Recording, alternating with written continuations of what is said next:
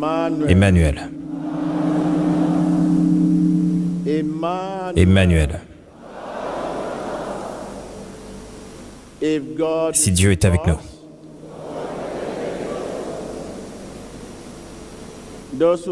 ceux qui sont sous l'influence de ce programme, où que vous soyez dans le monde entier, merci pour votre temps. Emmanuel. Alléluia. Si Dieu est avec vous, il vous réconfortera. Quand Jésus est avec vous, il vous réconfortera. Où que vous soyez dans le monde entier, quelle que soit la situation à laquelle vous êtes confronté. Êtes-vous alité? Que traversez-vous en ce moment? Et si Jésus est avec vous, il vous réconfortera. Rappelez-vous, ce fut cette prise de conscience qui réconforta Joseph, et lorsqu'il était dans la citerne.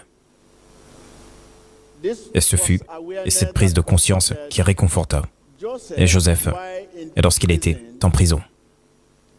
Peu importe la situation dans laquelle vous vous trouvez. Et merci pour votre temps. Et je veux vous dire, avant la fin de ce programme, et Jésus vous visitera. Alléluia. Merci, merci. Montrez-moi votre livret. Montrez-le, montrez-le. Alléluia.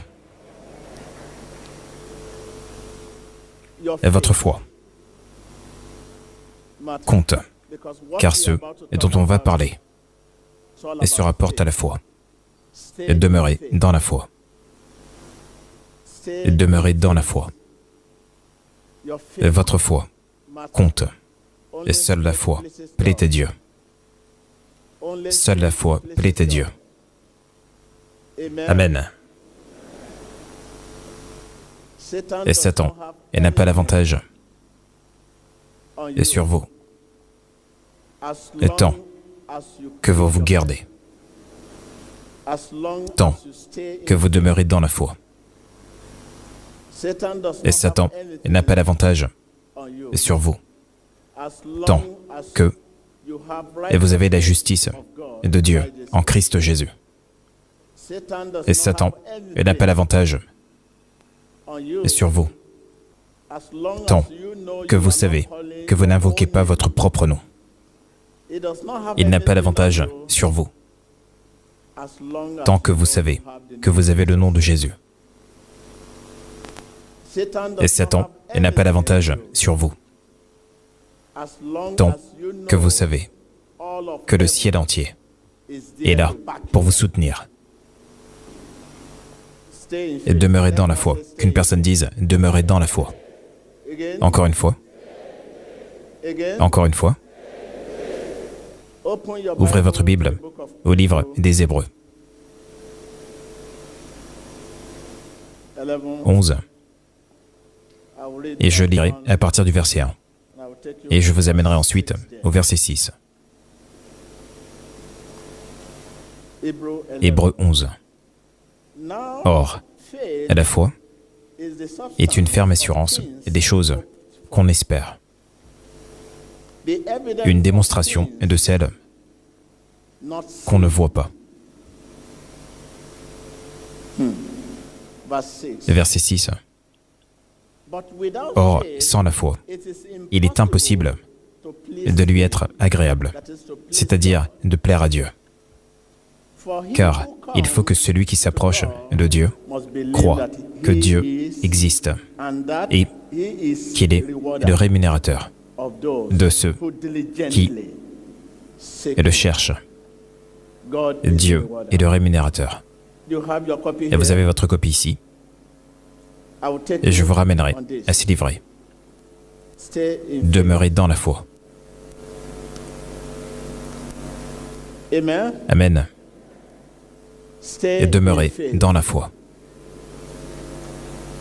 Et dans ce livre des Hébreux 11, et lorsque vous prenez le temps de lire du verset 1 jusqu'à la fin, Et la foi est la démonstration et des choses qu'on ne voit pas. Et dans le texte de votre livret ici, je vous ai donné de merveilleux exemples. Et lorsque vous commencez la lecture, après qu'un agriculteur ait planté et sa graine, il croit qu'elle croît avant de la voir croître. Et donc, dans le naturel, pour manifester la parole, et la foi, et la démonstration des choses qu'on ne voit pas. Mais vous pourriez penser, mais qu'entend cet homme par la démonstration des choses qu'on ne voit pas? Et dans le sens littéral, 99% d'entre nous ici étaient autrefois agriculteurs. Après qu'un agriculteur ait planté sa graine, il croit qu'elle croît avant de la voir croître. Il s'agit de la foi, qui est la démonstration des choses qu'on ne voit pas. Qu'une personne dise, il s'agit de la foi, qui est la démonstration des choses qu'on ne voit pas. En Christ Jésus, et nous avons une parfaite démonstration pour la foi, c'est-à-dire la foi dans l'œuvre accomplie de notre Seigneur Jésus-Christ. En Christ Jésus, et nous avons une parfaite démonstration pour la foi.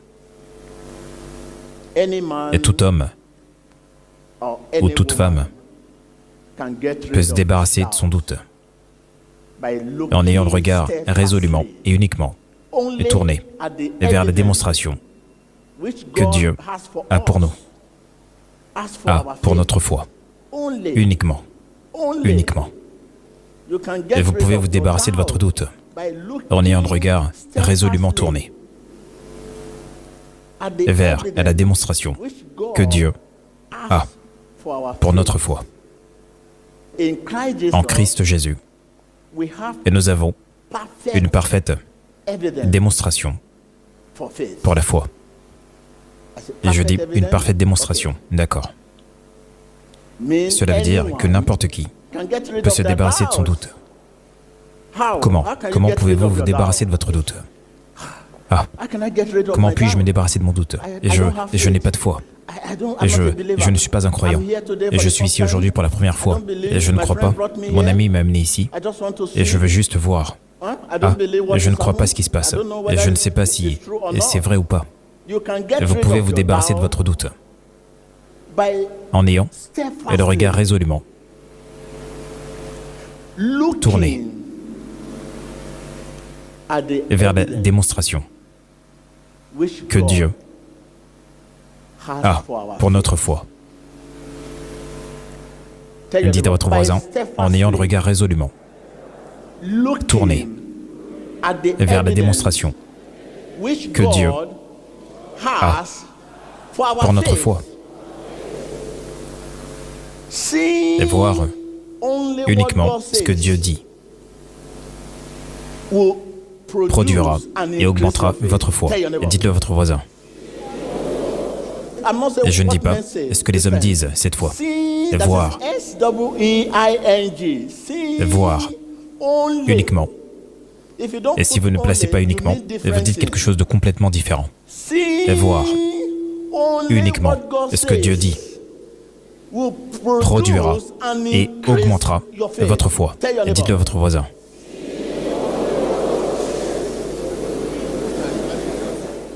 Et lorsque l'homme parle, vous savez qu'il s'agit de l'homme. Et lorsque Dieu parlera, vous saurez qu'il s'agit de Dieu. Et c'est simple, il n'y a pas de controverse. Cet homme est un homme de Dieu, cet homme n'est pas un homme de Dieu. Cet homme est le diable, cet homme n'est pas. S'il vous plaît, il n'y a pas de controverse. Et les preuves sont claires. Et lorsque Dieu parlera, vous le saurez. Et lorsqu'un homme est en train de parler, car l'homme a la capacité de parler. L'homme a la capacité d'enseigner. L'homme a la capacité de prêcher. L'homme a la capacité de prier. Mais le Saint-Esprit prie comme il veut.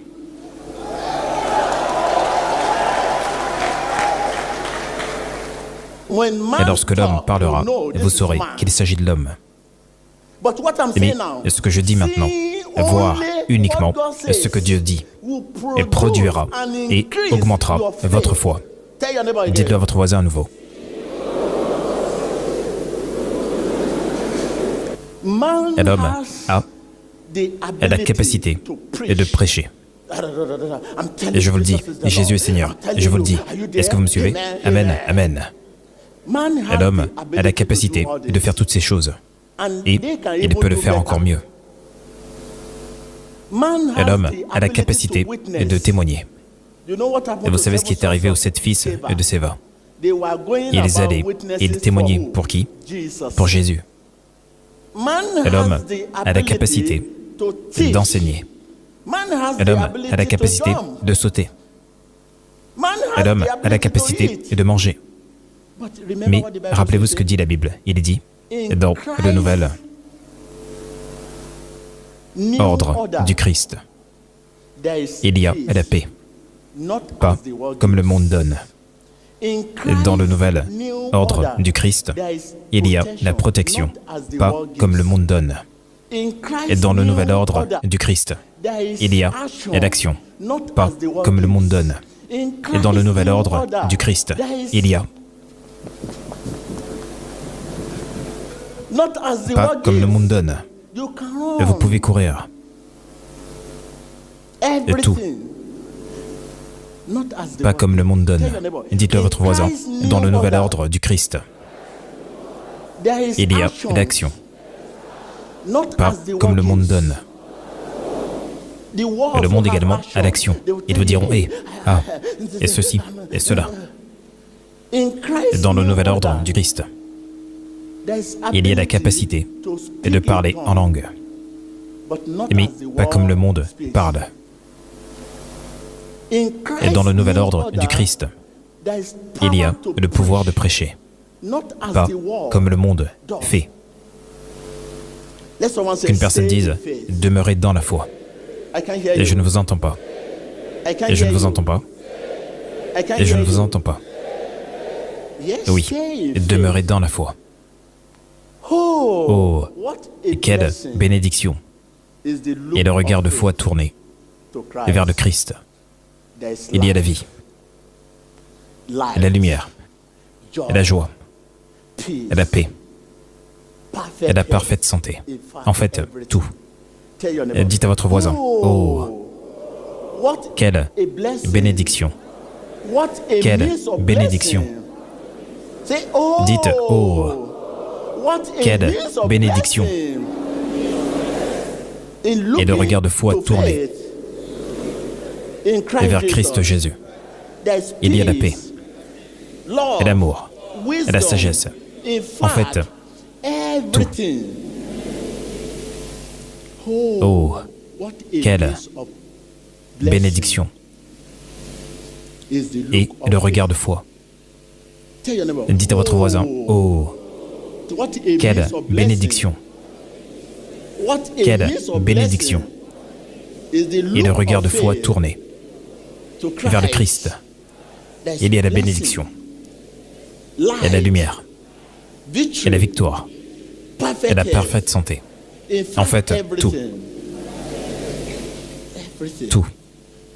Oh, quelle bénédiction! Et le regard de foi. Savez-vous ce que j'entends?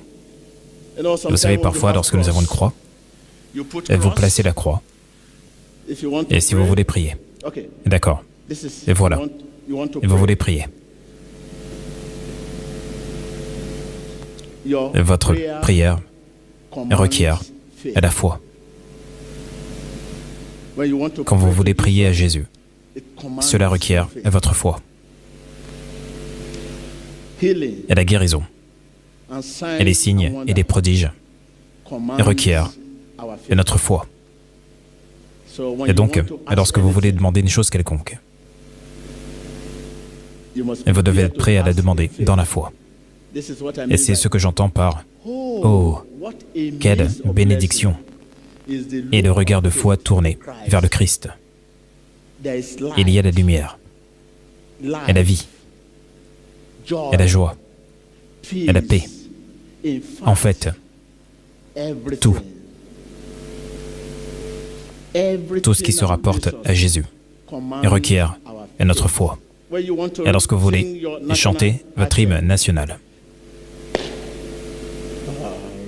et debout, aux compatriotes, et voilà. Et voyez-vous ce que cela requiert. Mais pour Jésus, c'est la foi.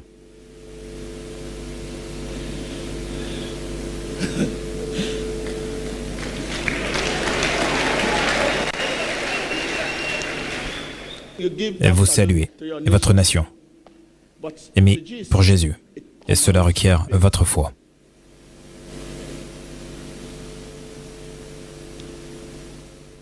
Tout ce qui se rapporte à lui requiert notre foi. Dites-le à votre voisin.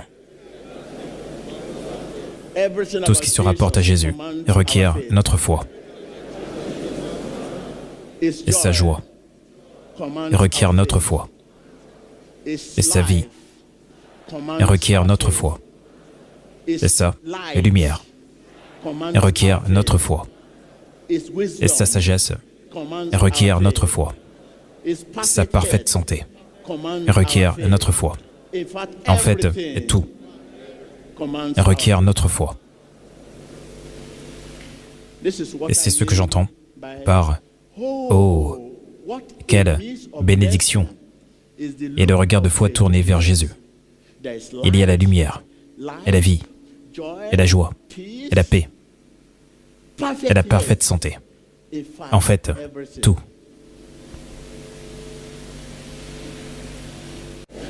Pour que la foi soit constante. Et cela veut dire que nous avons différentes sortes de foi. Et nous avons la foi dans la foi. Et la foi en vous-même. Et la foi par les sentiments. Et nous avons différentes sortes de foi. Et il s'agit des fois qui, et lorsque les temps sont bons, et Jésus est Seigneur, et lorsque les temps sont difficiles, que Jésus soit maudit. Et il s'agit de la foi par les sentiments, de la foi dans la foi, de la foi en vous-même. Et la foi en vous-même requiert les sentiments, et il s'agit des sentiments. Et donc, maintenant, pour que la foi soit constante, elle doit être basée sur quelque chose de plus stable que vos sentiments. Quelque chose, le fondement, doit être solide. Pour que la foi soit constante, elle doit être basée sur quelque chose de plus stable que vos sentiments. Et que sont alors vos sentiments? Elles n'ont aucune base. Et vous n'êtes pas sauvé par le fait d'avoir des sentiments et d'être sauvé. Et vous êtes sauvé parce que vous avez mis votre foi dans la parole de Dieu et que vous l'avez mise en pratique. Et vous n'êtes pas sauvé par le fait d'avoir le sentiment de l'être. Vous êtes sauvé parce que vous avez mis votre foi dans la parole de Dieu et que vous l'avez mise en pratique. Et la seule chose qui soit constante est la parole de Dieu. Et la seule chose qui soit régulière est la parole de Dieu. Lorsque les temps sont difficiles, lorsque vous revêtez l'armure de Dieu, et vous êtes le même. Lorsque les temps sont bons, et lorsque vous revêtez l'armure de Dieu, vous êtes la même personne. La parole de Dieu est dans ce passage des Hébreux, et lorsque vous commencez votre lecture au livre des Hébreux, 13, et vous l'avez également dans votre livret ici. 13, verset 8. La parole de Dieu dira la même chose hier, aujourd'hui et éternellement. Et voilà ce qu'est la parole de Dieu. C'est-à-dire, quand les temps sont bons, merci Seigneur. Quand les temps sont difficiles, merci Seigneur. Et la parole de Dieu dira la même chose hier, aujourd'hui et éternellement. Et donc, pour que votre relation avec Dieu soit stable, soit régulière, elle doit être basée sur quelque chose de plus stable. Regardons uniquement ce que Dieu dit. Seul ce que Dieu dit produira et augmentera votre foi. Pas ce que dit n'importe qui. Dites seul ce que Dieu dit produira et augmentera ma foi. Car personne ne peut augmenter votre foi. Personne n'a la capacité d'augmenter votre foi. Seul ce que Dieu dit. Et c'est pour cela que nous avons des problèmes de nos jours. Et voir uniquement ce que Dieu dit produira et augmentera votre foi. Ouvrez la Bible avec moi au livre de 2 Corinthiens.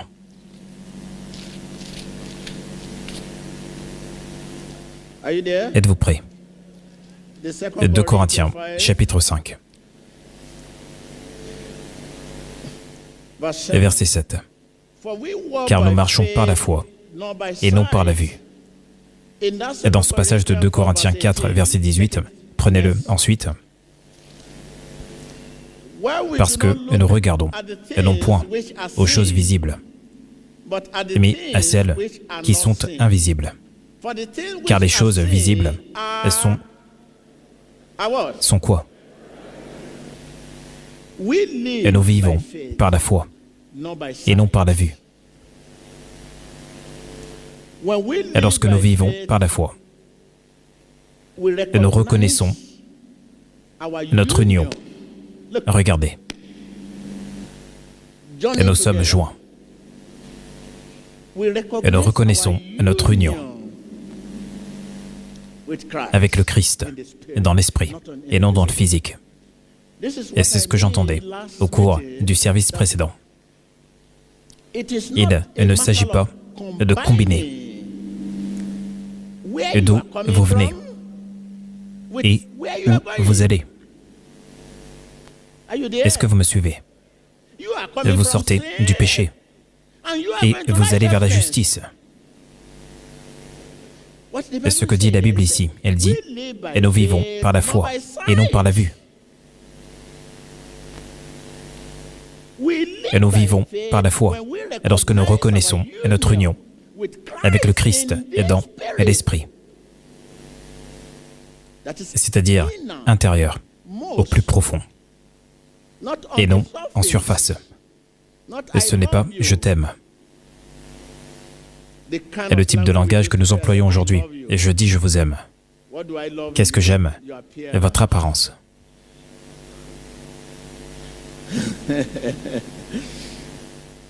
Et votre éducation. Qu'est-ce que j'aime? Et vos origines parentales.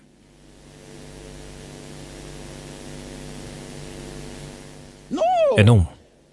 Et nous vivons par la foi. Et lorsque nous reconnaissons notre union avec le Christ dans l'esprit. En d'autres mots. Et lorsque nous reconnaissons que nous sommes connectés, que nous sommes liés, que nous sommes connectés au Christ par l'esprit.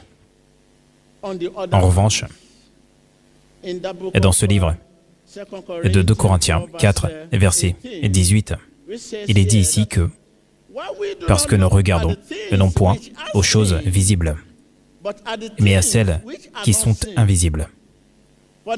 Car les choses visibles sont passagères.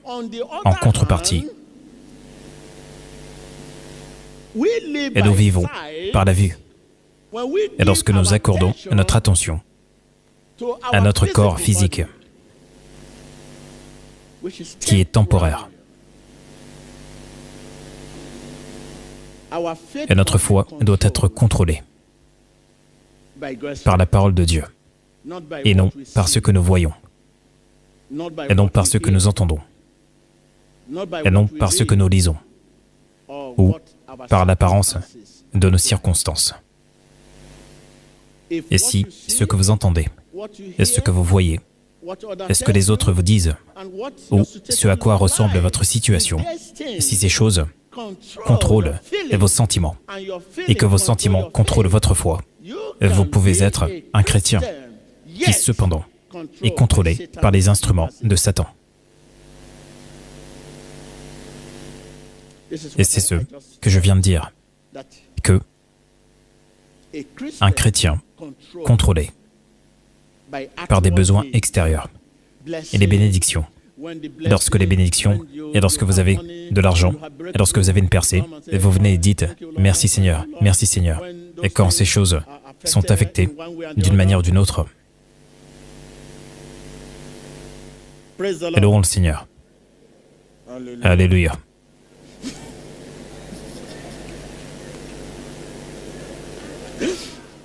Et nous savons que quand vous faites cela, et lorsqu'il est temps de danser, que vous faites ceci,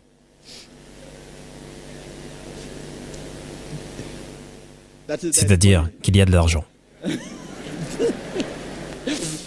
Il y a de l'argent. Mais maintenant, et cet argent est affecté, ou l'entreprise est affectée, quelque chose ne va pas, quelque part.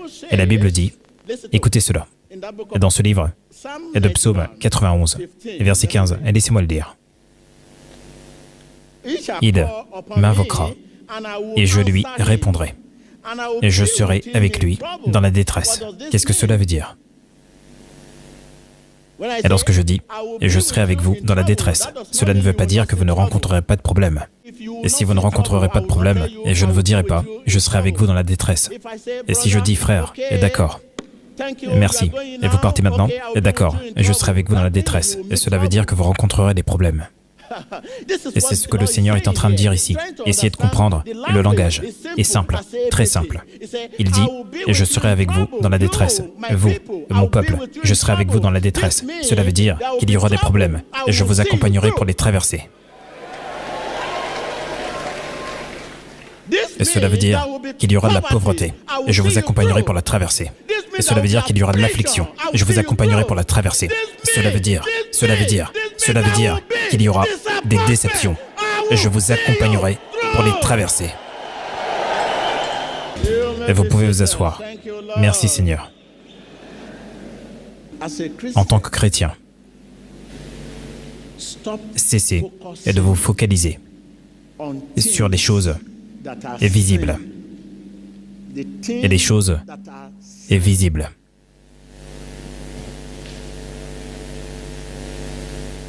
Focalisez-vous sur ce que Dieu dit de ces dernières. Dites à votre voisin, cessez de vous focaliser sur les choses visibles. Focalisez-vous sur ce que Dieu dit de ces dernières. Et vous pourriez avoir des maux de tête maintenant. Et demandez à Dieu quelle est sa position au regard de cela. Qu'est-ce que Dieu dit de ces maux de tête? Parfois, Dieu utilise des maux de tête pour nous préserver. Et vous pourriez être pauvre maintenant. Et ne vous focalisez pas sur cette situation dans laquelle vous êtes. Et ceux d'entre nous qui sont sous l'influence de ce programme, êtes-vous alité? Et je veux vous dire, et cessez de vous focaliser sur votre situation. Et focalisez-vous sur ce que Dieu dit de votre situation. Et la situation dans laquelle vous vous trouvez pourrait être pour vous préserver, pour la rédemption. Et la situation dans laquelle vous vous trouvez présentement pourrait être pour renforcer votre désir pour Dieu. Et notre désir ne peut être renforcé pour le Christ tant que nous ne sommes pas capables de voir la raison et de perdre confiance et espoir en l'homme. Tant que nous n'avons pas de cause, que nous ne voyons pas la raison, et de perdre confiance, et de perdre espoir en l'homme. Et votre désir ne peut pas être renforcé. Et si vous n'avez pas perdu confiance en l'homme, et que vous recevez votre miracle, vous ne pourrez pas valoriser le miracle. Mais lorsque vous perdez confiance et espoir en l'homme, vous valoriserez le miracle et vous en connaîtrez la raison. est la situation dans laquelle vous vous trouvez maintenant. Êtes-vous pauvre? Souffrez-vous de l'isolement, du rejet, de la dépression, quelle que soit la situation dans laquelle vous vous trouvez? Ceux d'entre nous qui sont sous l'influence de ce programme, je vous dis, cette situation pourrait être pour vous garder pour un nouveau niveau. Pensez à Joseph. Et la situation dans laquelle se trouvait Joseph dans la citerne était pour renforcer son désir, était pour le garder pour un nouveau niveau, était pour le préserver. Cessez de vous focaliser sur les choses visibles. Focalisez-vous sur ce que Dieu dit de votre situation. Et lorsque nous ne voyons pas au-delà de notre situation immédiate, et nous sommes saisis de peur et de panique. Nous disons, ah, cette situation, je ne sais pas, quelle en sera l'issue. Je ne sais pas, car j'ai vu ce type de situation tuer cette personne, ce type de situation tuer cette autre personne, ce type de situation, je veux dire, je ne sais pas ce qui va se passer ensuite. Et lorsque nous ne voyons pas au-delà de notre situation immédiate, et nous sommes saisis de peur, êtes-vous dans une pauvreté abjecte? Souffrez-vous? Et le pauvre, il n'est pas l'homme qui est pauvre, mais l'homme qui n'a pas de rêve. Et le pauvre est celui qui n'a pas d'argent. Et n'est pas l'homme qui est pauvre, mais l'homme qui n'a pas de rêve. Et ceux qui sont pauvres sont ceux qui n'ont pas de rêve. Et dites à votre voisin, ceux qui sont pauvres sont ceux qui n'ont pas de rêve. Et ceux qui souffrent sont ceux qui n'ont pas de rêve. Et lorsque nous ne voyons pas au-delà de notre situation immédiate, et nous sommes saisis. Et rappelez-vous ce qui est arrivé au serviteur d'Élisée. Et je vous amène au livre de 2 Rois 6. Et je commence la lecture au verset 15. Et le serviteur de l'homme de Dieu se leva de bon matin et sortit. Et voici, une troupe entourait la ville, avec des chevaux et des chars. Et le serviteur dit à l'homme de Dieu, « Ah, mon Seigneur, comment ferons-nous » Verset 16. Il a répondu, « Et ne crains point, car ceux qui sont avec nous sont en plus grand nombre que ceux qui sont avec eux. » Et dites à votre voisin, « Car ceux qui sont avec moi sont en plus grand nombre que ceux qui sont avec mon adversaire. » Et c'est ce que j'entends par ceci. En tant que chrétien, cessez de vous focaliser sur les choses visibles. Et focalisez-vous sur ce que Dieu dit de ces dernières. Et vous pouvez écouter ce qu'il dit ici. Il est dit de manière très claire. Il est dit, il répondit, « Et ne crains point, car ceux qui sont avec nous sont en plus grand nombre que ceux qui sont avec eux. » Et cela veut dire, en tant que chrétien, cessez de vous focaliser sur les choses visibles. Focalisez-vous sur ce que Dieu dit de ces dernières. Et c'est ce qui est dit. Maintenant, verset 17, Élisée pria et dit, « Éternel, ouvre ses yeux, et je veux attirer votre foi à un niveau où vous saisirez votre bénédiction et vous la recevrez. Êtes-vous prêt à recevoir? » Maintenant, regardez ce que fit Élisée pour son serviteur. Comme ce fut le cas, il en est de même aujourd'hui. Et le prophète Élisée pria, et les yeux de son serviteur furent ouverts. Croyez-vous que je peux prier et que vos yeux seront ouverts?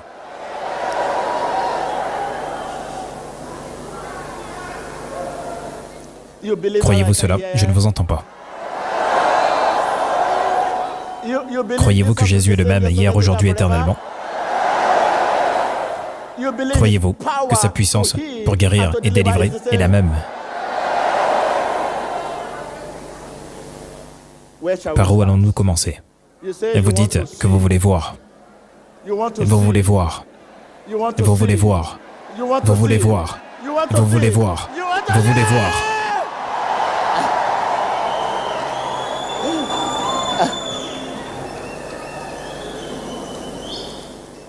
Et vous savez, et si je dis « ne craignez point », croirez-vous cela? Le croyez-vous? D'accord. D'accord. D'accord.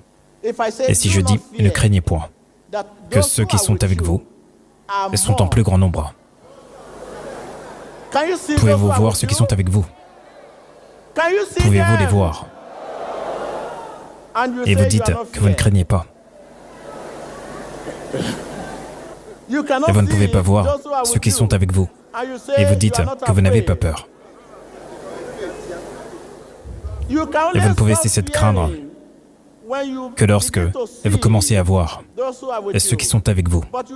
Mais vous n'avez pas vu ceux qui sont avec vous et vous dites que vous ne craignez plus. Et vous n'avez pas vu ceux qui sont avec vous. Et vous m'avez dit que vous ne craignez plus. Et quelle est donc la base de votre foi? Et vous n'avez pas vu ceux qui sont avec vous. Et vous dites que vous ne craignez plus. Quelle est donc la base de votre foi? Non, non, non. Il n'y a pas de foi. La foi agit sur la parole de Dieu. Croire Dieu, c'est croire sa parole. Et dites à votre voisin, croire Dieu, c'est croire sa parole. Et dites-le à votre voisin, dites-le à votre voisin. Dites-le à votre voisin, dites-le à votre voisin. Et sa parole dit que le faible dise « Je suis fort ». Et sa parole dit que le faible dise « Je suis fort », que le malade dise « Je suis guéri ». Et vous devez croire que ce que vous demandez à Dieu est maintenant déjà fait.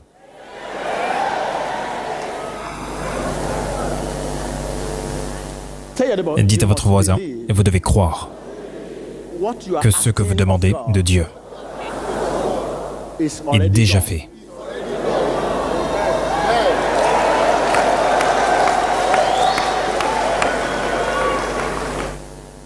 Élisée et son serviteur ont reconnu leur union dans l'esprit. Mais il n'y a pas cette reconnaissance maintenant dans l'esprit.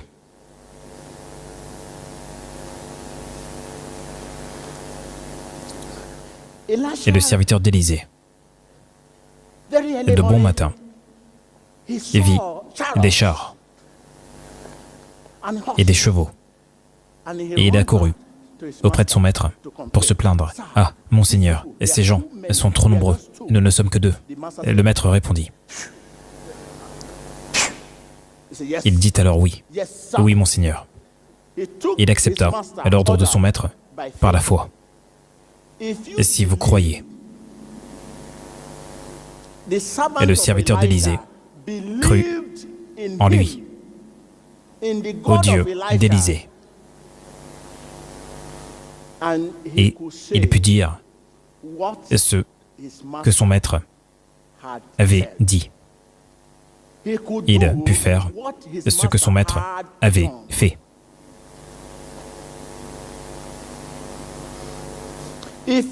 Si vous croyez en Dieu et avez une attitude de foi absolue en lui, et vous pouvez dire ce qu'il a dit. Vous pouvez faire ce qu'il a fait. Il dit à ses disciples dans Jean 17, verset 18, « Comme le Père m'a envoyé, moi aussi, et je vous envoie. » Et nous voulons donc reprendre la prière maintenant. Quelle merveilleuse grâce Quel Dieu nous avons à adorer, quel Fils nous avons à louer, et quel avenir repose devant nous. Levez-vous et confessez ceci maintenant. Confessons ceci avant de commencer à prier. Et si je crois en lui,